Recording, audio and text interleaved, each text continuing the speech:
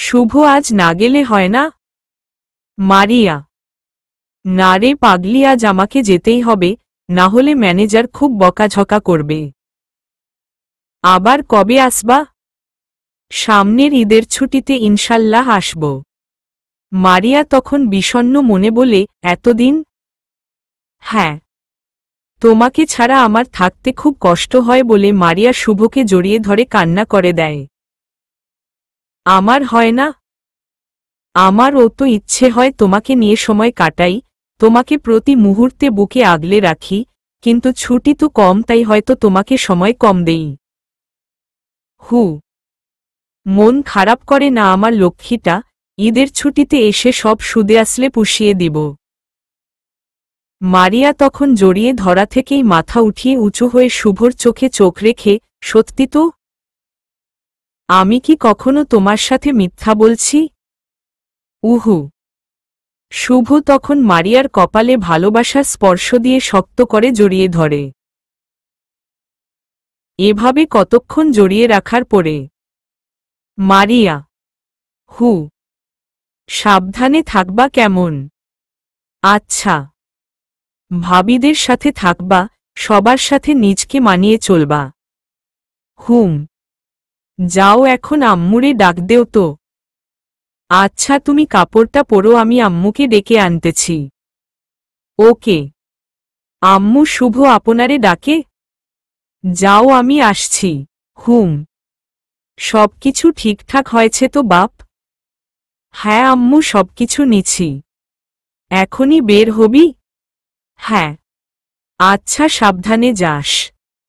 আচ্ছা, তুমি ও সাবধানে থাইকো আর মারিয়ারে তোমার সাথে সাথে রাইখো। আচ্ছা, তুই বাড়ির এসব নিয়ে চিন্তা করিস না। শুভ তখন মারিয়ার দিকে তাকিয়ে, আমি যাচ্ছি, সাবধানে থাইকো কেমন? মারিয়া তখন গলাটা কাত করে হ্যাঁ বোধক সম্মতি জানায়। শুভ তখন হাঁটতে হাঁটতে বাড়ির গেটের বাইরে চলে যায় আর মারিয়া বিষণ্ণ মনে শুভর চলে যাওয়ার দিকে তাকিয়ে থাকে। শুভ আর মারিয়ার বিয়ে 1 মাস হলো হয়েছে। মারিয়া গরিব ঘরের মেয়ে, শুভ যেখানে চাকরি করে সেখানকার দারোয়ানের মেয়ে। 1 মাস আগের কথা। শুভ ইন্ডিয়া থেকে ফিরে অফিসে যাওয়া আসার পথে খেয়াল করে দেখে শুভকে বাবা বলে ডাক দেওয়া লোকটি এখন আর গেটের সামনে বসে থাকে না। তাহলে লোকটার কি চাকরি চলে গেল? নাকি বাড়িতে কোনো সমস্যা হয়েছে? শুভর মাথায় এই প্রশ্নগুলো বারবার মাথায় এসে ঠেকেছে।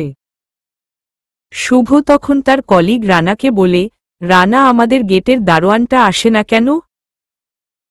স্যার, আপনি যখন ইন্ডিয়াতে গেছিলেন তখন তিনি স্ট্রোক করে মারা গেছেন। কি বলো? হ্যাঁ স্যার, উনি অনেক ভালো মানুষ ছিল। হ্যাঁ। হুমম। আচ্ছা, তুমি এই ফাইলটা তাড়াতাড়ি রেডি করো। Okay sir. রহিম দারোয়ান শুভকে অনেক পছন্দ করত। শুভ যখন অফিস শেষ করে বাসায় যাবে তখন দারোয়ান সামনে এসে, বাবা শুভ, একটা কথা বলতাম। হ্যাঁ কাকা, বলেন। আজকে আমার বাসায় একটু যাবা? হঠাৎ বাসায় যেতে বলছেন? কোনো কিছু হয়েছে নাকি? না বাবা, তেমন কিছু না, অনেকদিন পর ভালোমন্দ কিছু কেনাকাটা করলাম, তা তুমি যদি বাসায় গিয়ে দুমুঠ ডাল ভাত খেতে। কাকা, আমার একটু কাজ আছে। বাবা, কাজ তো সবসময় থাকে, আজকে আমার সাথে একটু চলো। শুভ তখন ওনার কথার অবাধ্য হতে পারে না। রহিম দারোয়ান শুভকে সাথে করে নিয়ে ওনাদের বাসায় যায়। মারিয়া, দরজাটা খোল মা, দেখ কে আইসে। অফিসের বড় সাব আইসে। দাঁড়াও বাবা, খুলছি। মারিয়া যখন দরজা খুলে শুভর দিকে আর চোখে তাকায়, শুভ ও তখন মারিয়ার দিকে তাকিয়ে আছে। শুভ তখনই মনে মনে ভাবে, আল্লাহ এত সুন্দর মানুষ ও বানায়। এই মেয়েরে না দেখলে হয়তো বোঝা মুশকিল। কতক্ষণ পরে মারিয়া নিজ হাতে সবকিছু ঠিকঠাক করে খাটের মধ্যে শুভকে খাবার দেয়। তোমার বাবার প্লেট কোথায়? স্যার, বাবা পরে খাবে, আপনি এখন খান। আরে কি বলছো এসব? কাকা বসেন তো। না বাবা তুমি বসো, আমি একটু পরে খাবো। কাকা আমি অফিসের মধ্যে স্যার হলেও এখানে কি স্যার নাকি? এখানে আমি আপনার ছেলের মতো। তারপরেও এই তোমার বাবারে খাবারের প্লেট দেও। আচ্ছা। সেদিনের মতো খাবার খেয়ে ওনার সাথে আরও কিছু কথা বলে বিদায় নেয়। শুভ চেয়ারে বসে এসব চিন্তা করছে আর ভাবছে এই মেয়েটার কি হবে। ওনাদের তো এই শহরে কেউ ছিল না, তাহলে কোথায় যাবে, কি করবে? শুভ কেন হিসাবই মিলাতে পারছে না। শুভ তখন মনে মনে ভাবে আজই সে ওদের বাসার ঠিকানায় যাবে। শুভ বিকেলে অফিস শেষ করে আগের ঠিকানায় বাসায় যায়। বাসায় গিয়ে দরজায় টোকা দেওয়ার পরে মারিয়া এসে দরজা খুলে। ওর চোখমুখ দেখে মনে হচ্ছে কয়েকদিন না খেয়ে আছে। মারিয়া শুভর দিকে তাকিয়ে কান্না করে দেয়। আরে আরে কান্না করছো কেন? আমার এই পৃথিবীতে আর কেউ নেই? কে বলছে কেউ নাই? আমি আছি তো। মারিয়া তখন ও কান্না করতে থাকে। শুভ তখন মারিয়াকে বলে, তোমাদের পরিচিত কেউ নেই? না। তোমাদের গ্রামের বাড়ি তো রংপুর তাই না? হ্যাঁ। তাহলে কি সেখানেও পরিচিত কেউ নেই? পরিচিত তো আছেই, কিন্তু ঠাঁই দেওয়ার মতো কেউ নেই। এই কয়দিন কিভাবে চলাফেরা করছো? আপনাদের অফিস থেকে আব্বার বেতনটা দিছিল সেটা দিয়ে। ওহহ। হ্যাঁ সেখান থেকে আর 2000 আছে। রুম ভাড়া সেটা থেকে দিয়ে দিতে হবে। এসব বলতেছে আর চোখের জল টপ টপ করে পড়তেছে। আচ্ছা ওসব নিয়ে চিন্তা করো না। তো কি করব? সামনের মাসের ভাড়া তো দিতে পারবো না, আর তখন বাড়ির মালিক বের করে দিবে। তখন রাস্তায় রাস্তায় হাঁটা ছাড়া আর কি করব? এত দূরের চিন্তা ভাবনা করা লাগবে না। তো কি করব? চলো আমার সাথে। কোথায়? কাজী অফিসে। কেন? কাজী অফিসে মানুষ কি ব্যাপারে যায়? বিয়ের ব্যাপারে। চলো বিয়ে করব। কাকে? সেটা পরেই বুঝতে পারবে, এখন চলো তো। মারিয়া তখন ও কি করবে না করবে সেটা ভাবছে। আরে এত ভাবাভাবির কি আছে? আমাকে বিশ্বাস করো না? হু। তাহলে চলো বলে শুভ রুম থেকে বের হয়ে দাঁড়ায়। মারিয়া তখন বাহির থেকে দরজা লক করে মাথায় ঘোমটা দিয়ে শুভর পিছু পিছু হাঁটতে থাকে। শুভ মারিয়াকে রিকশায় করে নিয়ে কাজী অফিসের সামনে গিয়ে নামে। মারিয়া তখন ও কৌতূহলের মধ্যে আছে যে এসব কি হচ্ছে। এসবের জন্য মারিয়া কখনোই প্রস্তুত ছিল না। উনি পাত্রী? হ্যাঁ। কাজী সবকিছু বলে যখন কবুল বলতে বলছে মারিয়া তখন শুভর দিকে তাকিয়ে চোখের জল ফেলতে থাকে। শুভ তখন হাত দিয়ে চোখের জল মুছে দেয়। মারিয়া তখন 3 বার কবুল বলে দেয়। শুভ তখন কাজী সাহেবকে টাকা দিয়ে মারিয়ার হাত ধরে গাড়িতে উঠায়। গাড়িতে উঠে মারিয়া শুভর হাতটা শক্ত করে ধরে রাখে। শুভ মারিয়াকে নিয়ে শুভর রুমে যায়। এখনো কি পুরোপুরি বিশ্বাস করতে পারোনি? বিশ্বাস না করলে কি এতদূর এসেছি? কিন্তু নিজকে বিশ্বাস করতে পারছি না। কেন? কি হয়েছে? না কেমন করে সবকিছু হুটহাট হয়ে গেল। আচ্ছা একটা কথা বলি। হ্যাঁ বলো। আপনি কি মন থেকে পছন্দ করে বিয়ে করছেন, নাকি অনুশোচনা থেকে? মন থেকেই করছি পাগলিটা, এখন ফ্রেশ হয়ে নাও। হু। এভাবেই শুভ মারিয়াকে বিয়ে করে, কিন্তু শুভ তখনও তার পরিবারে এসব জানায়নি।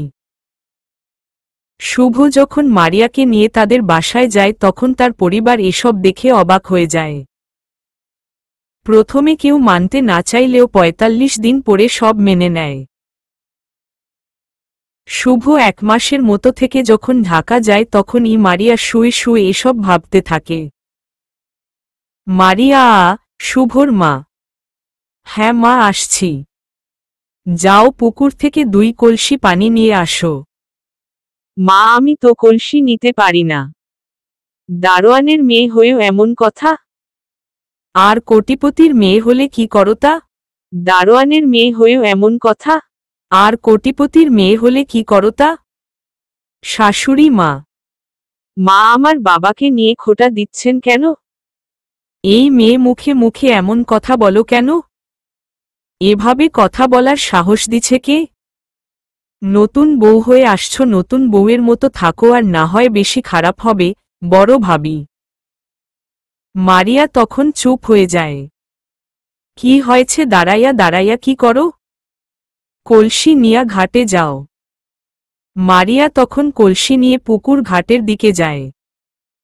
পুকুর থেকে কলসি পুড়িয়ে এক হাত থেকে আরেক হাত দিয়ে ধরে ধরে পাকঘরের ভিতরে কলসি নিয়ে রাখার পরে। ঘরবাড়ি ময়লা হয়ে আছে, প্রথমে ঘরের ভিতর ভালোভাবে পরিষ্কার করবা, তারপরে উঠোন ঝাড়ু দিবা।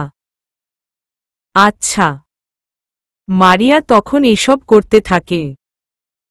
দুপুর 2টার দিকে মারিয়ার কাজ শেষ করে সবাইকে খাইয়ে তারপর নিজে খেয়ে সবকিছু গুছিয়ে রেখে নিজের রুমে গিয়ে মারিয়া শুয়ে আছে, আর তখনই শুভর কথা মাথায় আসছে। শুভ থাকলে তো এখন আমাকে তার বুকে নিয়ে গল্প শোনাতো, আর আমিও ওর বুকে ঝাপটে ধরে মুখ গুজে রাখতাম। এসব ভাবতে ভাবতেই মারিয়ার পাশে থাকা কোলবালিশটাকে কাছে টেনে শক্ত করে জড়িয়ে ধরে। মারিয়া এসব ভাবতে ভাবতে কখন যে ঘুমিয়ে গেছে সেটা তার খেয়াল নেই। শুভর মা আর ভাবির চিল্লাচিল্লিতে তার ঘুম ভাঙ্গে। মারিয়া তখন বিছানা ছেড়ে মায়ের কাছে গিয়ে, আম্মু, কিছু করা লাগবে? না, কিছু করা লাগবে না। রাজরানী কি কোনো কাজ করতে পারে? কাজ করে না। রাজরানীরা ভালো ভালো খাবে আর ঘুমাবে। ভাবতাছি রাজরানীর মতোই তোমার রুমে একটা এসির ব্যবস্থা করব, আর সেটা তোমার রুমে লাগাবো, তখন তুমি খুব ভালোভাবে ঘুমাতে পারবা, মা। মারিয়া তখন বুঝতে পারে তাকে খোঁচা মেরে কথা বলতেছে। আম্মু, কোনো কাজ বাকি আছে? থাকলে বলেন, আমি করে ফেলব। করা লাগবে না, যাও ঘুমাও। মারিয়া তখন নিজের রুমে গিয়ে সীমার সাথে খেলা করতে থাকে। সীমা হচ্ছে শুভর বড় ভাইয়ের মেয়ে। রাত যখন 10টা বাজে তখন গ্রামের সবাই ঘুমে আচ্ছন্ন, এমন সময় মারিয়া শাশুড়ির মোবাইলটা ওনার বালিশের কাছ থেকে এনে শুভর নাম্বারে ফোন দেয়। শুভ তখন ফোন কেটে দিয়ে আবার ব্যাক করে। কেমন আছো? শুভ: হ্যাঁ ভালো, তুমি কেমন আছো? মারিয়া: হ্যাঁ ভালো, কি করো? শুয়ে আছি, তুমি? আমিও। শুভ: ও হুমম লক্ষ্মী বলো। মিস করতাছি খুব। আমিও মিস করতাছি রে। হুহ, মন খারাপ করে না পাগলি, আর 3 মাস পর তো আসবই। হুমম আচ্ছা শুনো, বলো, খাবার খাইছো তো? হ্যাঁ খেয়েছি। নিজে রান্না করে নাকি হোটেল থেকে? হোটেল। কতবার বলছি হোটেলের এসব খাবার খাবা না। শুভ এসব খেয়ে গেস্ট্রিক বানাবা না বলে দিলাম। এখন থেকে নিজে রান্না করে খাবা। আচ্ছা, নিজে রান্না করেই খাবো। হুম, মনে থাকে যেন। আচ্ছা মারিয়া, শুনো না। হুমম বলো। ভালোবাসি। আমিও অনেক বেশি ভালোবাসি। শুভ: হুমম বলো। এখন ফোন রাখি, যদি আম্মু দেখে ফেলে তখন আবার খারাপ ভাববে। মারিয়া: হ্যাঁ বলো। আমি তো এখন কাছে নেই, নিজের যত্ন নিও কেমন? আচ্ছা, তুমিও নিজের যত্ন নিও। আচ্ছা, আল্লাহ হাফেজ বলে ফোন রেখে দেয়। মারিয়া ফোন কথা বলা শেষ করে মায়ের বালিশের কাছে ফোন রেখে নিজের রুমে এসে শুভকে ভাবতে ভাবতে ঘুমিয়ে যায়। সকাল 6টার দিকে শাশুড়ির ডাকে ঘুম থেকে শাশুড়ির কাছে যায়। ফ্রিজে কিছু মাছ রাখা আছে, সেগুলো দিয়ে রান্না করো। আম্মু, শীতের সকালে ফ্রিজের মাছ রান্না করার কি দরকার? যেটা বলছি সেটা করো, শাশুড়ি। মারিয়া তখন কোনো কিছু না বলে ফ্রিজ থেকে মাছ নামিয়ে সকালে রান্না সম্পন্ন করে। সকালে সবাইকে খাওয়ানোর পরে মারিয়া খেয়ে সবকিছু গুছিয়ে নেয়। মারিয়া, ভাবি, দুপুরের খাবারের জন্য তোমার ভাই বাজার করে আনছে, যাও সেগুলো কাটাকাটি করো। আপনিও আসেন, দুজন গল্প করতে করতে কাজ করলে তাড়াতাড়ি কাজ শেষ হয়ে যাবে। তুমি আসার আগে যখন একা ছিলাম তখন কারোর সাথে গল্প করতে হয়নি, এই বাড়ির সবকিছু একা সামলিয়েছি। ভাবি, আমি এত কাজ আগে কখনো করিনি, তাই এসব করতে কষ্ট হয়। দারোয়ানের মেয়ে হয়েও বলো যে কাজ করো নাই, আর আমার মতো ব্যবসায়ীর মেয়ে হলে কি করো তা? মারিয়া তখন চুপ মেরে রান্নাঘরের উদ্দেশ্যে চলে যায়। দিনের সব কাজ শেষ করে রাতে ক্লান্ত শরীর নিয়ে শুয়ে আছে এমন সময় শুভ ফোন করে। কিরে বাবা, কেমন আছিস? শুভর মা: হ্যাঁ মা, ভালোই, তোমরা কেমন আছো? হ্যাঁ ভালো। মারিয়া কেমন আছে? হ্যাঁ ভালোই আছে। ওর কাছে ফোনটা একটু দেও। এই মারিয়া, শাশুড়ি মা: হ্যাঁ আম্মু। ধরো, শুভ ফোন করছে। মারিয়া তখন তড়িঘড়ি করে বিছানা থেকে উঠে দৌড়ে শাশুড়ির রুমে গিয়ে ফোনটা হাতে নেয়। ফোনটা হাতে নিয়ে আবার নিজের রুমে দৌড়ে আসে। মারিয়া তখন ফোনটা কানে নিয়ে: হ্যালো শুভ, কেমন আছো? ভালোই, তুমি? হ্যাঁ ভালো। কি করো? তোমার কথা ভাবতেছিলাম। মারিয়া: কি ভাবতেছিলা? ভাবতেছি আমার বরটা পাশে থাকলে কত করে কেয়ার করত আর জড়িয়ে ধরত। মা কি কেয়ার করে না? হ্যাঁ হ্যাঁ করে তো, অনেক করে। তাহলে গাধা, তোমার কেয়ার কি আর কারোর সাথে মিলবে নাকি? আচ্ছা, খাবার খাইছ? হ্যাঁ, তুমি? না, দেরি হবে। কেন? আসতে লেট হয়েছে তাই। কোনো মেয়ের সাথে কথা বলতে গিয়ে দেরি হয়েছে নাকি? কুত্তি মাইর দিব কিন্তু। হি হি হি। অফিসের কাজ বেশি ছিল। মম, ভালোবাসি। আমিও ভালোবাসি। আমার পরিটাকে। মম, আমার খেলার সাথী চাই। বুঝলাম না। আমার একটা পুতুল লাগবে। এই বয়সে পুতুল? ঈষৎ ধুর কুত্তা, বুঝেও না বুঝার ভান করে। বুঝিয়ে বললেই তো হয়। বলবো? হ্যাঁ। আমার একটা পুতুল চাই, যেই পুতুলটা আমাকে মা আর আপনাকে বাবা বলে ডাকবে। ওমাহহ, এই পিচ্ছিটা এখন মাও হতে চায়? এই আমি পিচ্ছি না, আমি এখন বড় হয়ে গেছি। মম, তাহলে তো আমার ও বাবা হওয়া লাগবে। কবে আসবা? তোমার বুক ছাড়া আমার চোখে ঘুম আসে না। আসবো আর কয়েকদিন পরে। মম। মারিয়া: হ্যাঁ বলো। এখন ফোন রাখি কেমন? আচ্ছা। এই শুনো। কি? চোখ বন্ধ করো। করলাম। এবার আমাকে ফিল করো। উম্মম মা হহ। উম্মম মা হহ। ভালোবাসি। আমিও আমার বরটাকে অনেক অনেক ভালোবাসি। উম্মা হহ। আল্লাহ হাফেজ। আল্লাহ হাফেজ। ফোন কেটে দেওয়ার পরে মারিয়া মোবাইলটা নিয়ে শাশুড়ি মায়ের হাতে দেওয়ার পরে: ফোন এত কথা বলা লাগে? আমরা ও তো জামাইয়ের ঘর করছি, এত কথা তো কখনো বলিনি। মারিয়া তখন নিজের রুমে চলে আসে। মারিয়ার এখন আর এসব শোনার সময় নাই। মারিয়া বিছানায় শুয়ে উপরে কম্বল দিয়ে কোলবালিশটা কাছে নিয়ে শুভকে ভেবে: ফোন এত কথা বলা লাগে? আমরা ও তো জামাইয়ের ঘর করছি, এত কথা তো কখনো বলিনি। মারিয়া তখন নিজের রুমে চলে আসে। মারিয়ার এখন আর এসব শোনার সময় নাই। মারিয়া বিছানায় শুয়ে উপরে কম্বল দিয়ে কোলবালিশটা কাছে নিয়ে শুভকে ভেবে কয়েকখানা চুমু দিয়ে কোলবালিশটাকে আরো শক্ত করে জড়িয়ে ধরে ঘুমিয়ে যায়। পরের দিন সকাল 6টার দিকে মারিয়া সজাগ হয়েও তাদের বিবাহিত জীবনের প্রথম 1 মাসের কথা ভাবতেছে এমন সময় শাশুড়ি মা তার রুমে এসে, এটা কারোর বাপের রাজমহল না যে রানীদের মতো খাইবা আর ঘুমাইবা। আম্মু বসেন। আমি বসতে আসিনি। কিছু বলবেন? রান্না করা লাগবে। এত সকালে রান্নার কাজ? হ্যাঁ, রান্না না করলে কোনো ফেরেশতা আকাশ থেকে এসে খাবার দিয়ে যাবে না। মারিয়া শাশুড়ি মার এসব শুনে সে বুঝতে পারে কথা বলে লাভ হবে না। মারিয়া তখন বিছানা গুছিয়ে একা একা রান্নার কাজে লেগে যায়।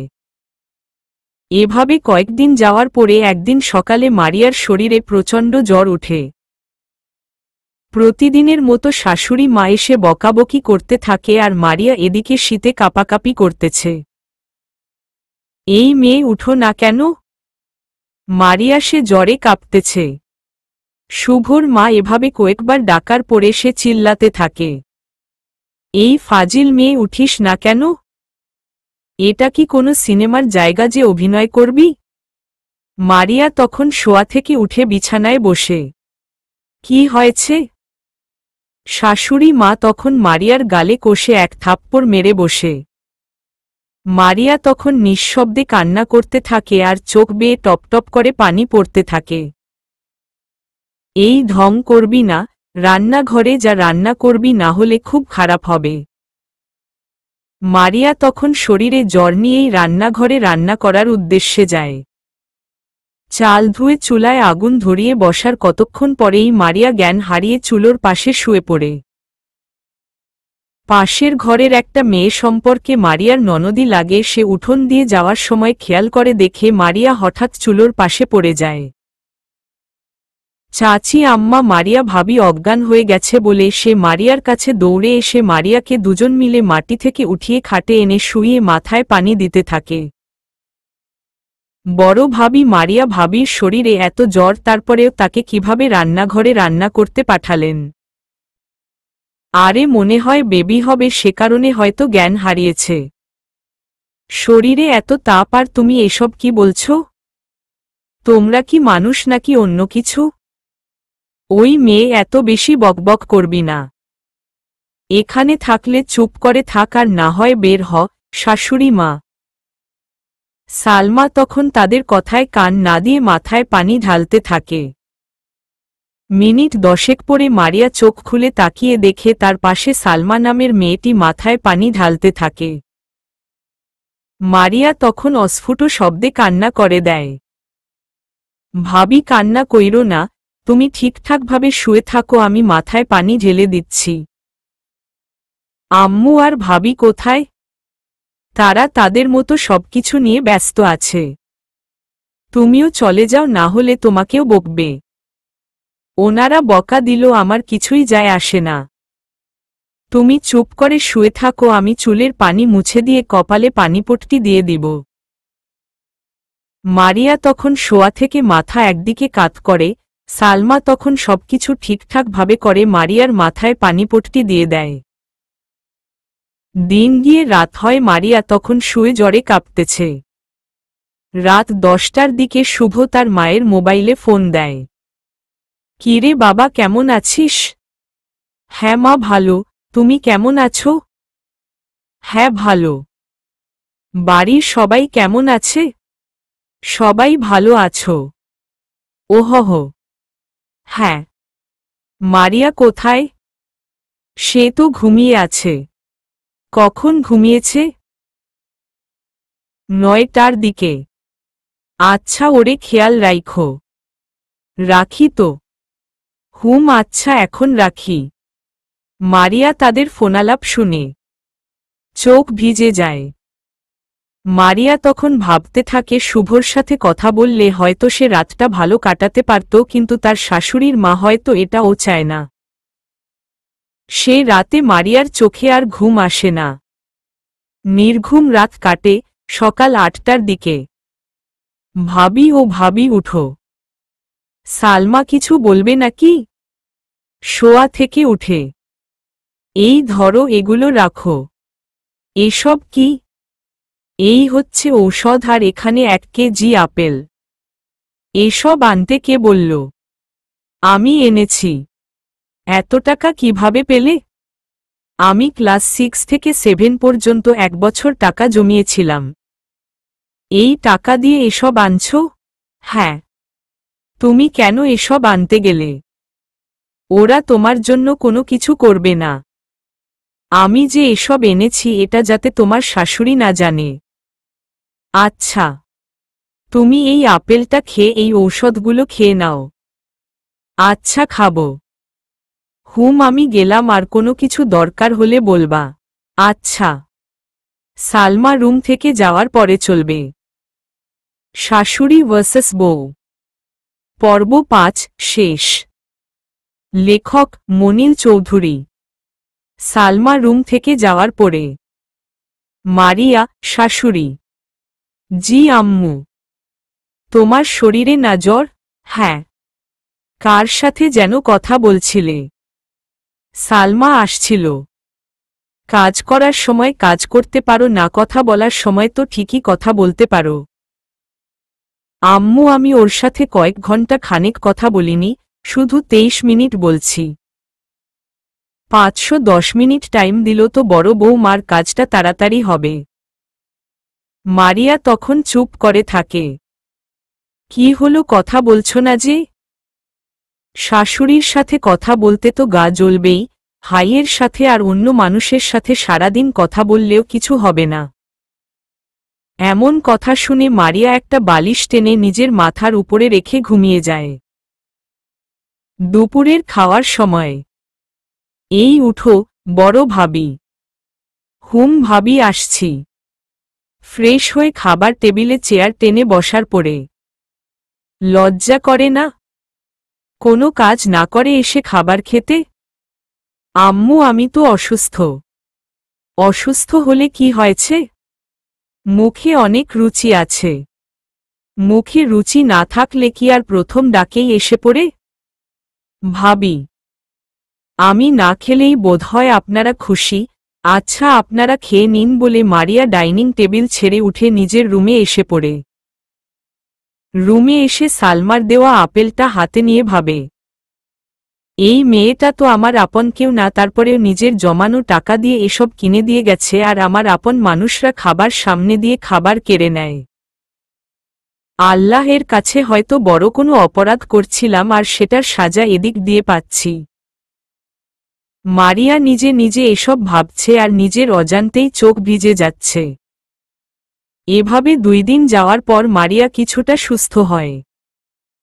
সুস্থ হওয়ার কয়েকদিন পরে মারিয়া বিকালের দিকে উঠোন ঝাড়ু দিচ্ছিল, এমন সময় খেয়াল করে দেখে শুভ হাসি মুখে তার দিকে আসছে।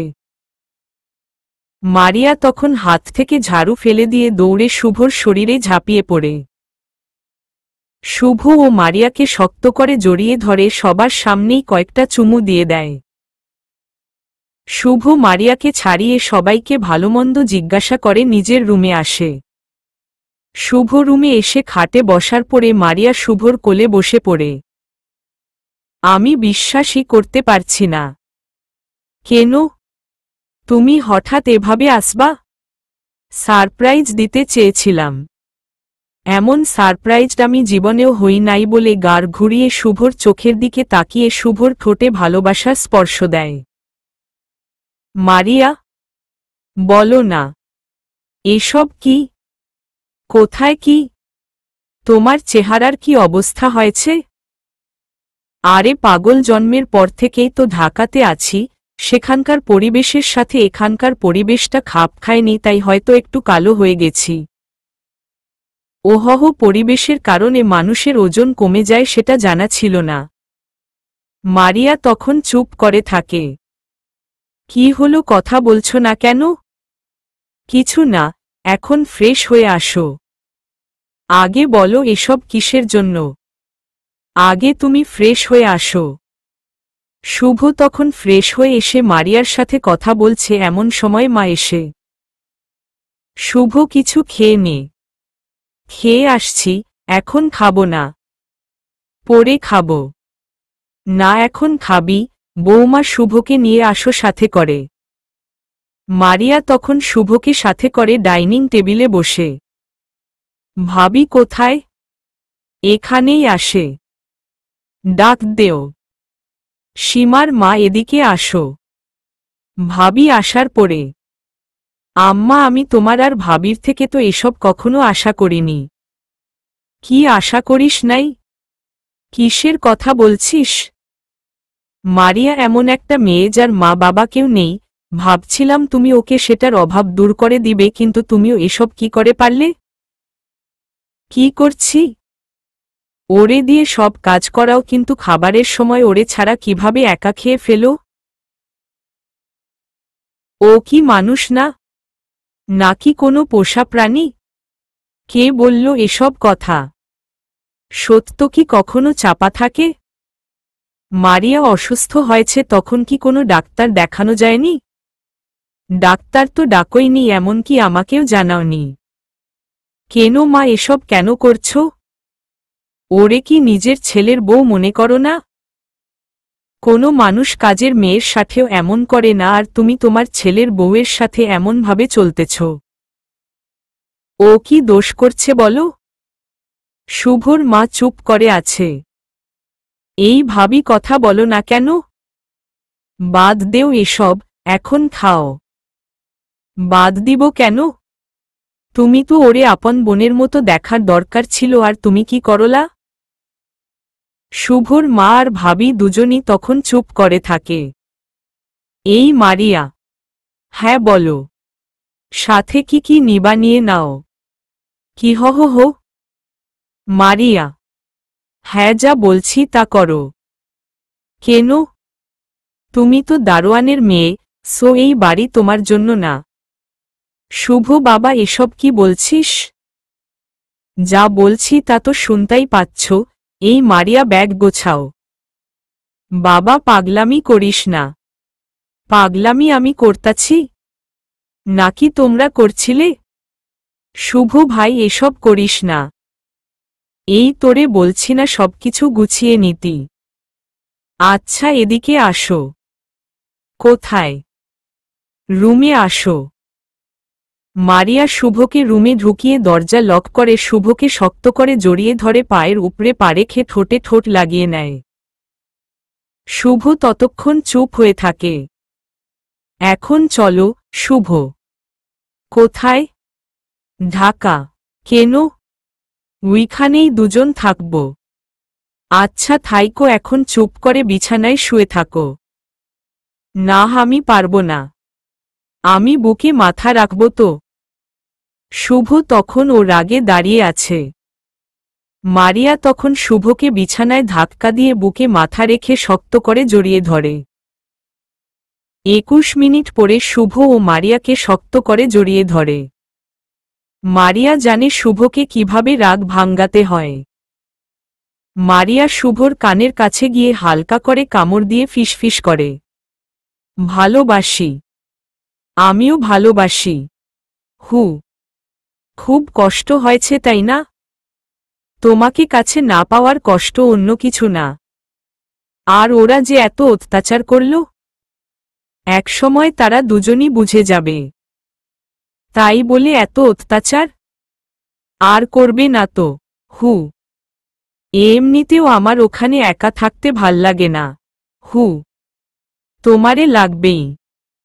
মাকে সবকিছু বুঝিয়ে বলবে, তাহলে মা তোমার সাথে আমাকে এমনিতে দিবে। তুমি মানুষ নাকি অন্য কিছু? তোমার বউ। হুমম আমার লক্ষ্মী শুধু আমার বলে শুভ মারিয়াকে শক্ত করে বুকের সাথে মিশিয়ে ফেলে। মারিয়া ও কম কিসে? মারিয়া শক্ত করে জড়িয়ে ধরে চুমু দিতে দিতে বুক ভরিয়ে দিচ্ছে। ভালো থাকুক তাদের এমন পবিত্র ভালোবাসা। আল্লাহ হাফেজ। সমাপ্ত। গল্প লক্ষ্মী বউ। লেখক সাইম আহমেদ পিয়াস। আমি অপূর্ব। ইঞ্জিনিয়ারিং পাশ করে সবে মাত্র চাকরিতে যোগ দিলাম। এরই মধ্যে আম্মু আব্বু বিয়ের জন্য চাপ দিতে শুরু করল। আমি বরাবরই না করে যাচ্ছি, কিন্তু আম্মু নাছোড়বান্দা, যেটা বলবে সেটা না করে ছাড়বেই না। আম্মু আমার পিছনে লেগেই আছে। একদিন আম্মু আমার ঘরে এসে বলল, আম্মু, বাবা, অপূর্ব। আমি, জি আম্মু, বলো। আম্মু, সত্যি করে একটা কথা বলবি বাবা? আমি আমি কোনো কথাটা তোমার কাছে মিথ্যা বলেছি বলো? আম্মু, আচ্ছা তোর কি কোনো পছন্দ আছে? আমি, মানে? আম্মু, মানে, তুই কি কোনো মেয়েকে পছন্দ করিস? আমি, না, তেমন কেউ নেই। কেন বলতো? আম্মু, তাহলে বিয়ে করতে তোর সমস্যাটা কোথায়? আমি, আম্মু, আমি তো বলেছি আমি এখন বিয়ের জন্য প্রস্তুত না। আমাকে আর কয়েকটা দিন সময় দাও। আম্মু, হ্যাঁ, তুই সময় নে, যত খুশি সময় নে। এদিকে আমরা মরে যাই। নাতিনাতনির মুখ দেখার সময় তো আর আমাদের নেই। আমি, আম্মু, এভাবে বলো না। আম্মু, তাহলে তোকে বিয়ে করতে হবে, তা না হলে আমাদের মরা মুখ দেখবি। আমি, আম্মু, আচ্ছা যাও, আমি বিয়ে করব। তোমরা মেয়ে দেখো। আম্মু, এই তো আমার লক্ষ্মী বাবা। এই অপূর্বের বাবা, শুনছ? মা চলে গেলেন। মা আমাকে এত মানসিক চাপ দেন যে আমি কোনো কিছুতে রাজি না হয়ে পারি না। আপনারা হয়তো ভাবছেন, আধুনিক যুগের ছেলে হয়ে আমি কোনো মেয়েকে পছন্দ করিনি কেন, অর্থাৎ প্রেম করিনি কেন? আসলে আমি এই প্রেম ভালোবাসায় তেমন আগ্রহী না। প্রেমিকা নিয়ে পার্কে বসে আড্ডা দেওয়া, এখানে সেখানে ঘুরতে নিয়ে যাওয়া, লোকজনের সমালোচনার পাত্র হওয়া, এইসব আমার একদমই পছন্দ না। তাই কৈশোরকাল থেকেই স্বপ্ন দেখতাম বিয়ের পর বউয়ের সাথে জমিয়ে প্রেম করব। আমার সেই স্বপ্ন বুঝি পূর্ণ হতে চলল। আমার না কেমন জানি লজ্জা লাগছে। যাই হোক, কয়েকদিন পর আজ আমরা পাত্রী দেখতে এসেছি। আমরা বসে আছি। মেয়েকে সামনে আনা হলো। সে আমাদের জন্য শরবত নিয়ে এসেছে। আমি এক পলকে তার দিকে চেয়ে আছি। চোখের পাতা যেন স্তব্ধ হয়ে গেছে। কিছুতেই চোখ সরাতে পারছি না। আশা করি তার রূপের বর্ণনা আর বোঝাতে হবে না আপনাদেরকে। কড়া নরল বন্ধুর চিমটিতে হঠাৎ যেন আমার হুঁশ ফিরল। চেয়ে দেখি সে আমার দিকে শরবতের গ্লাস এগিয়ে দিয়ে বলছে। নিন, ধরুন। আমি গ্লাস হাতে নিয়ে আবার অনিমেষ তাকিয়ে রইলাম। ইতোমধ্যে আমার আম্মু আব্বু আর পাত্রীর মা বাবার মধ্যে পাত্রপাত্রীর গুণগান চলছে। পাত্রীর বাবা বলছেন, ভাই সাহেব, আমার মেয়ে তিথি এইবার অনার্স পাশ করেছে। আচরণগতভাবে খুবই নম্রভদ্র ও বিনয়ী। আর বাকি সবও তো আপনারা জানেনই। তারপর আমার আব্বু বলতে শুরু করলেন, হ্যাঁ ভাই সাহেব, আপনারা তো আমাদের পূর্ব পরিচিত। আমার ছেলেকে তো ভালো করেই চিনেন। ইঞ্জিনিয়ারিং পাশ করে ভালো চাকরি করছে। এলাকার মানুষ সবসময়ই ওর প্রশংসা করে থাকে। তাদের কথা চলছে, এদিকে আমার খেয়াল নেই। আমার খেয়াল শুধু একদিকেই, আমার সামনে বসে থাকা মেয়েটা। শুধু মেয়ে বললে ভুল হবে। এ যেন আকাশ থেকে নেমে আসা ডানা কাটা পড়ি। হঠাৎই আম্মু আমাকে জিজ্ঞেস করলেন, আম্মু, অপূর্ব, মেয়েটাকে আমাদের খুবই পছন্দ হয়েছে। তোর কেমন লেগেছে?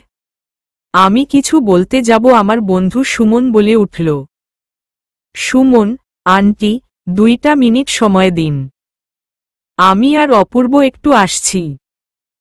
এরপর সুমন আমাকে টেনে বারান্দায় নিয়ে যায়। আমি বললাম, আমি, কি রে, এখানে নিয়ে আসলি কেন? সুমন, শুন অপূর্ব, এই মেয়েকে আমি আগে থেকেই চিনি। আমি, আগে থেকেই চিনিস? কিভাবে? সুমন, আরে ও তো আমার প্রেমিকা, মানে আরিশার মামাতো বোন। আরিশা প্রায়ই ওর কথা বলে। অনেকবার আমার সাথে দেখা করার সময় নিয়েই এসেছে। দুস্ত, এই রকম মেয়ে তুই জীবনেও খুঁজে পাবি না। দেখতে যেমন সুন্দরী, স্বভাব চরিত্রেও মাশাল্লাহ। দুস্ত, তুই এই মেয়েকে বিয়ে করলে অনেক সুখে থাকবি। আমি, তাই? সুমন, আরে আমি কি তোকে মিথ্যা বলবো? আচ্ছা বলতো, ওকে তোর কেমন লেগেছে? আমি, দেখে তো অনেক ভালো লেগেছে। কিন্তু তোর কথা শুনে মনে চাচ্ছে এখনই বিয়ে করে বাসায় নিয়ে যাই। সুমন, হা হা হা, এত তাড়াহুড়ো ভালো না বন্ধু। আচ্ছা চল যাই। এরপর আমরা এসে আগের জায়গায় বসে পড়ি। আম্মু আমাকে আবার জিজ্ঞেস করলেন, আম্মু, কি রে, কেমন লেগেছে তোর? আমি, আম্মু, মানে তোমাদের পছন্দই আমার পছন্দ। আম্মু, আলহামদুলিল্লাহ। এরপর আবার তারা কথা বলতে লাগলেন। আমি আর সেই পরীকে খুঁজে পাচ্ছি না। আমার চোখ বারবারই তাকে খুঁজছে। এদিকে আমার আম্মু বলতে লাগলেন, ভাই সাহেব ভাবি, আপনাদের যদি কোনো আপত্তি না থাকে তাহলে আমরা আজই তিথি মামনিকে আংটি পরিয়ে দিতে চাই এবং বিয়ের দিন তারিখ পাকা করতে চাই। প্রস্তাব শুনে মেয়ের বাবা বললেন, না না ভাবি, আমাদের কোনো আপত্তি নেই। আর তাছাড়া শুভ কাজে বেশি দেরি না করাই ভালো। এরপর বিয়ের দিন তারিখ ঠিক হল। 10 দিন পর বিয়ে। আমার আব্বু আম্মু তাদের হবু বেয়াই বেআইনের সাথে হাসি ঠাট্টা করছেন। একে অপরকে মিষ্টি মুখ করাচ্ছেন। এদিকে আমি লজ্জায় লাল হয়ে যাচ্ছি। আমার চোখ দুটো তাকে দেখার জন্য ছটফট করছে। আমি বাথরুমে যাবার নাম করে তাকে একবার খোঁজেও এসেছি, কিন্তু পাইনি। মনটা আস্তে আস্তে খারাপ হতে লাগল। যাই হোক, কিছুক্ষণ পর আমরা বাসায় আসি। রাতে শুয়ে আছি, কিন্তু ঘুম আসছে না। তার চেহারাটা মুখের সামনে ভেসে উঠছে বারবার। কি যে করি? মাথায় একটা বুদ্ধি এসেছে। দিলাম সুমনকে ফোন। আমি, হ্যালো সুমন। সুমন, কি রে, এত রাত্র ফোন? কোনো সমস্যা? আমি, সমস্যা তো একটা আছেই। দুস্ত, একটা অনুরোধ রাখবি? সুমন, আগে বল, তারপর দেখা যাক। আমি, দুস্ত, আরিশার কাছ থেকে তিথির একটা ছবি এনে দিবি? সুমন, ছবি? আর এখন? আমি, এখন। দুস্ত প্লিজ এনে দে। সুমন, আচ্ছা দেখছি কি করা যায়। বাই। কিছুক্ষণ পর হোয়াটসঅ্যাপের নোটিফিকেশন আসলো। সুমন ছবি পাঠিয়েছে। তাকে ধন্যবাদ জানিয়ে ছবিটা দেখতে থাকলাম। একটা মেয়ে এত সুন্দর কেমন করে হতে পারে? ভাবতে ভাবতে কোনো সময় যে ঘুমিয়ে পড়লাম টেরই পাইনি। সকালে ঘুম ভাঙল আম্মুর ডাকে। ফ্রেশ হয়ে নাস্তা করলাম, তারপর বেরিয়ে পড়লাম। সব কাজ আমাকে আর বাবকেই সামলাতে হবে। বাকি দিনগুলোতে আমার উপর দিয়ে বেশ ধকল যাবে বুঝাই যাচ্ছে। দিন যাচ্ছে, আর বিয়ের দিন এগিয়ে আসছে। আজ আমার গায়ে হলুদ। বাড়িতে মেহমান ভরপুর। সব আত্মীয় স্বজন এসেছে। সবাই ধুমধাম করছে, যেন বাড়িতে খুশির জোয়ার এসেছে। আর আমি বসে বসে ভাবছি, সে কি করছে? আমি তো তার কথা ভাবছি। সেও কি আমার কথা ভাবছে? আমি ভাবনায় মশগুল। ধ্যান ফিরল ভাবি আর বোনদের ডাকে। সবাই এসে আমাকে নিয়ে গেল মেহেদি পরাবে বলে। আজকের সব আয়োজন শেষ। অনেক রাত হয়েছে। যে যার মতো ঘুমিয়ে পড়েছে। আর আমি শুধু একজনের কথাই ভাবছি, যে হতে চলেছে আমার মহারানী। হঠাৎ চোখটা লেগে গেল। সকালে আমাকে ডেকে তোলে সকালের আয়োজন শেষ করল। আমার নিজেকে একটা পুতুল মনে হচ্ছে, যে যার মতো সাজাচ্ছে, যা খুশি তাই করাচ্ছে। কিন্তু আমার কোনো কিছুতেই মনোযোগ নেই। আমি শুধু দুচোখ খুলে দেখছি, আর কিছুই নয়। বরযাত্রী তৈরি। এরপরই সবাই গেলাম আমাত আসন্ন শ্বশুর বাড়ি। খুব সুশৃঙ্খলভাবেই বিয়ের কাজ সম্পন্ন হল। বাসায় আসলাম নতুন বউ নিয়ে। এখন রাত। আমি ছাদে একা একা বসে ভাবছি কিভাবে আজ রাতটা পার করব। পরিকল্পনা করছি। হঠাৎ মাথায় আসলো একটা অদ্ভুত চিন্তা। আচ্ছা, আমি যে মেয়েটা ভালোবেসে ফেলেছি, সে ভালোবাসবে তো আমায়? অজান্তেই মনে একটা ভয় ঢুকে গেল। না, পরীক্ষা করা দরকার। এরই মধ্যে নিচে হইচই শুরু হয়ে গেল। কারো কান্নার আওয়াজ শুনে দৌড়ে নিচে গেলাম। আমাকে দেখে সবাই চুপ। কি হয়েছে কিছুই বুঝতে পারছি না। আমি জিজ্ঞেস করলাম, কি ব্যাপার, কি হয়েছে? আব্বু পিছন থেকে এসে জিজ্ঞেস করলেন, আব্বু, কোথায় ছিলিস এতক্ষণ? আব্বু, আমি তো ছাদে ছিলাম। আব্বু, ছাদে ছিলিস তো মোবাইল বন্ধ কেন? মোবাইল বন্ধ? আমি মোবাইল হাতে নিয়ে দেখি সত্যিই মোবাইল বন্ধ। চার্জ শেষ। আসলে আব্বু, মোবাইলের চার্জ শেষ হয়ে গেছে। আব্বু, হাদারাম একটা। বৌমা একা একা বসে আছে আর উনি এতক্ষণ ছাদে। যা বাসর ঘরে যা। আব্বু আমার খালাতো ভাইয়ের বউ ও চাচাতো ভাইয়ের বউকে হুকুম দিলেন আমাকে বাসর ঘরে নিয়ে যেতে। দুজন আমার দুই হাত ধরে নিয়ে যাচ্ছে বাসর ঘরের দিকে। দরজার কাছে এসে একজন বলছে, ভাবি, দেবরজি, বাসর ঘরে বিড়ালটা কিন্তু ঠিকভাবে মেরো। বালেই দুজন হাসা শুরু করল। আমি বললাম, কি বলো? বাসর ঘরে আবার বিড়াল থাকে নাকি? ভাবি, ওলে বাবুলে, কিছুই বুঝে না দেখছি। ভাবি, দেবর মশাই, ভিতরে যাও। নববধূ শিখিয়ে দিবে কিভাবে বিড়াল মারতে হয়। আবার দুজনে হাসতে লাগল। কি যে বলো ভাবি, আমার খুব লজ্জা লাগছে। ভাবি, ও মা, দেবর মশাইয়ের লজ্জাও আছে দেখছি। ভাবি, আমার না খুব ভয় লাগছে। আগের অভিজ্ঞতা নাই তো। ভাবি, বাসর ঘরে কেউ অভিজ্ঞতা নিয়ে ঢুকে নাকি? আবার দুজনে অট্টহাসি দিয়ে উঠল। না, তা ঠিক আছে। কিন্তু ভাবি, আমার তো ভয় লাগে, তোমরাও চলো না প্লিজ। ভাবি, ওরে দেরব জিরে, বউয়ের পিটুনি না খেতে চাইলে তাড়াতাড়ি রুমে যাও। তারপর আমাকে ভিতরে দিয়ে হাসতে হাসতে চলে গেল। আমি দরজা লাগিয়ে বিছানার কাছে আসলাম। তিথি নিচে নেমে আমাকে সালাম করতে আসলো। আমি বললাম, দাঁড়াও, আমি নিজের ইচ্ছাতে বিয়েটা করিনি। সবসময় আমার কাছ থেকে দূরে থাকবে। কখনো স্বামীর অধিকার নিতে আমার কাছে আসবে না। সে চুপচাপ মাথাটা নিচু করে সব শুনে যাচ্ছে, কিছু বলছে না। আমি আরো কয়েকটা কথা বলে দিয়ে একটা বালিশ নিয়ে সোফায় শুয়ে পড়ি। এমন একটা ভাব ধরি, যেন মনে হয় আমি ঘুমিয়ে গেছি। আসলে আমি ঘুমাইনি। আমি তো পুরোটাই অভিনয় করছি।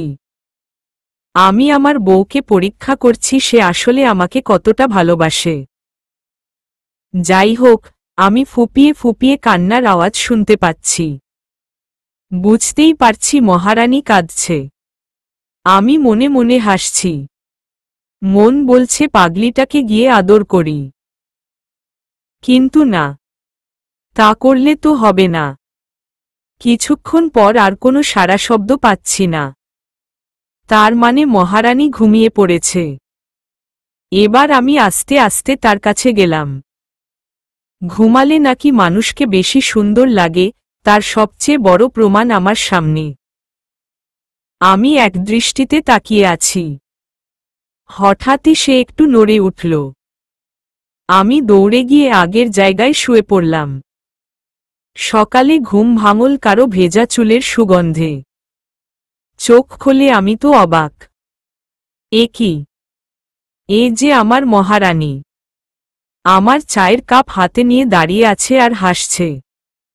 কি সুন্দর তার মুচকি হাসিটা। তাকে যতই দেখছি ততই তার মায় পড়ে যাচ্ছি। গোসল করে এসেছে মনে হয়, তাই তার চুল ভেজা। তার ভেজা চুলের গন্ধ আমায় মাতাল করে দিচ্ছে। তিথি, এই যে মহাশয়। কি দেখছেন?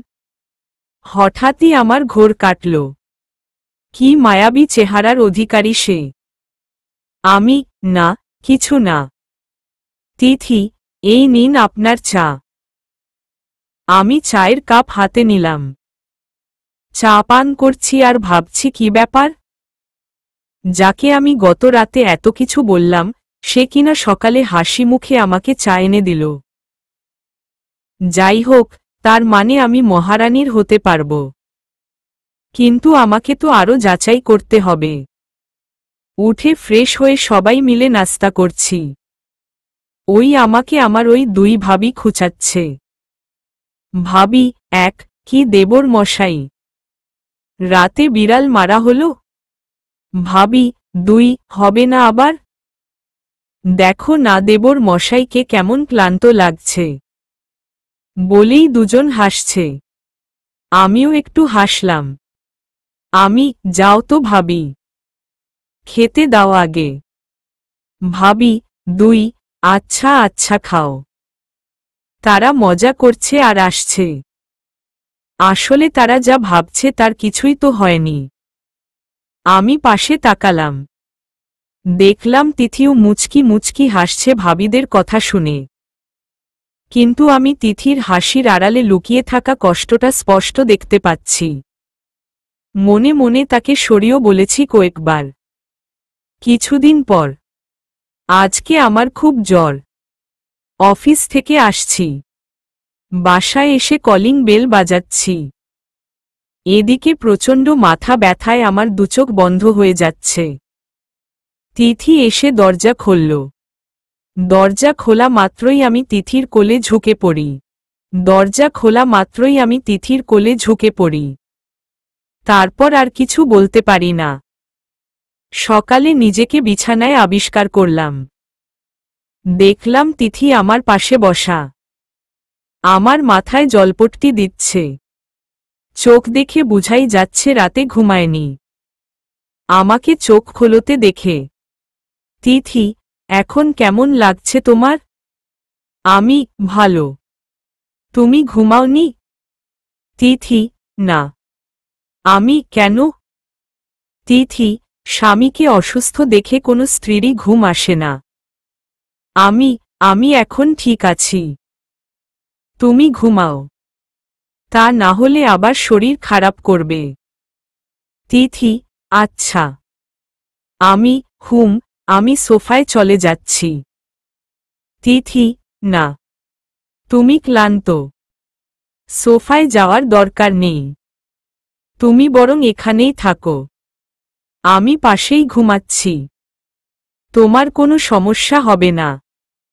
আমি মাঝখানে কোলবালিশ দিয়ে দিচ্ছি। আমি, আচ্ছা। তিথি মাঝখানে কোলবালিশটা রেখে ঘুমিয়ে গেল। কোলবালিশটা যদি প্রাণী হতো, মুহূর্তে গলা টিপে হত্যা করতাম। যাই হোক, আজ আমি তিথিকে খুব কাছ থেকে দেখতে পারছি। মনে চাচ্ছে তার কপালে আলতো করে একটা চুমু এঁকে দেই। কিন্তু আমি যে এটা অসম্ভব করে রেখেছি।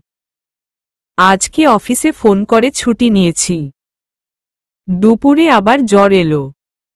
আমি ঘুমিয়ে আছি। সন্ধ্যায় ঘুম ভাঙল। তিথি নিজ হাতে আমায় খাইয়ে দিল। তারপর ঔষধ দিল। আমি এখনো বিছানাতেই শুয়ে আছি। খুবই ক্লান্ত লাগছে শরীরটা। একটু পর বসে বসে কিছু একটা চিন্তা করছি। এমন সময় তিথি এসে বলল, তিথি, একটা কথা বলি। আমি, কি কথা? তিথি, একটা অনুরোধ রাখবে? আমি, কি সেটা? তিথি, না, মানে আসলে তোমার তো সোফায় থাকতে সমস্যা হয়। তাই বলছিলাম কি তুমি বিছানাতেই তো থাকতে পারো। সত্যি বলছি, আমি তোমায় টাচও করব না। প্লিজ, এখানেই থাকো। আমি, আচ্ছা, ঠিক আছে। দেখলাম তিথি একটা মুচকি হাসি দিয়ে চলে গেল। রাতে ঘুমিয়ে পড়ি। আমি প্রতিদিন মাঝরাতে উঠে তিথির মায়াবী চেহারাটার দিকে তাকিয়ে থাকি।